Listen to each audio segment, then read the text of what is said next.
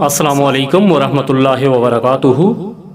ایک شہزادے نے ایک عالم کے حلقہ درس میں یہ حدیث مبارکہ سنی جس کا مفہوم یہ تھا جس نے خاموشی اختیار کی اس نے نجات پائی۔ شہزادے پر اس حدیث شریف کا بہت اثر ہوا اور اس نے چپ سادھ لی، کسی سے باتیں نہیں کرتا تھا۔ بادشاہ کو پریشانی لاحق ہوئی کہ شہزادہ بول کیوں نہیں رہا۔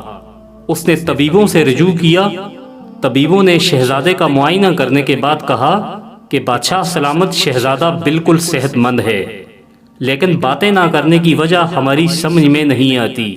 بادشاہ نے تدبیر کے طور پر شہزادے کے دوستوں سے کہا کہ ہر روز اسے سیر کے لیے لے جایا کریں اور اس کا دل بہلانے کی کوشش کیا کریں۔ چنانچہ اس کے دوست ہر روز شہزادے کو سیر کے لیے لے جاتے، اس سے ہنسی مذاق کرتے اور دل بہلانے کی کوشش کرتے، لیکن شہزادے نے لب نہ کھولے۔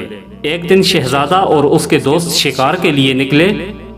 شہزادے کے ہاتھ میں تیر کمان تھا۔ وہ ایک درخت کے پاس گیا کہ شاید کوئی پرندہ بیٹھا ہوا ملے، لیکن درخت پر کوئی پرندہ نہیں تھا۔ شہزادہ واپس پلٹا، اتنے میں درخت سے ایک پرندے کی آواز آئی۔ شہزادہ پلٹا اور پرندے کا شکار کیا۔ اس نے دوستوں کو آواز لگا دی۔ اس کے دوست بڑے خوش ہوئے کہ شہزادے نے کلام کیا۔ انہوں نے جا کر بادشاہ کو یہ خوشخبری سنائی کہ شہزادہ معظم نے کلام کیا اور کہا کہ اسے کوئی بیماری نہیں ہے۔ بادشاہ خوش بھی ہوا اور ساتھ ساتھ غصہ بھی ہوا کہ شہزادے نے دانستہ طور پر ہمیں پریشان کیے رکھا۔ بادشاہ نے شہزادے سے پوچھا کہ تم نے کیوں ہمیں اتنے عرصے تک پریشان کیے رکھا؟ اس نے کوئی خاص جواب نہیں دیا۔ بادشاہ کا غصہ بڑھ گیا اور اس نے شہزادے کو قید کرنے کا حکم دیا۔ جب اسے قید خانے لے جانے لگے تو شہزادے نے کہا، صدقت یا رسول اللہ۔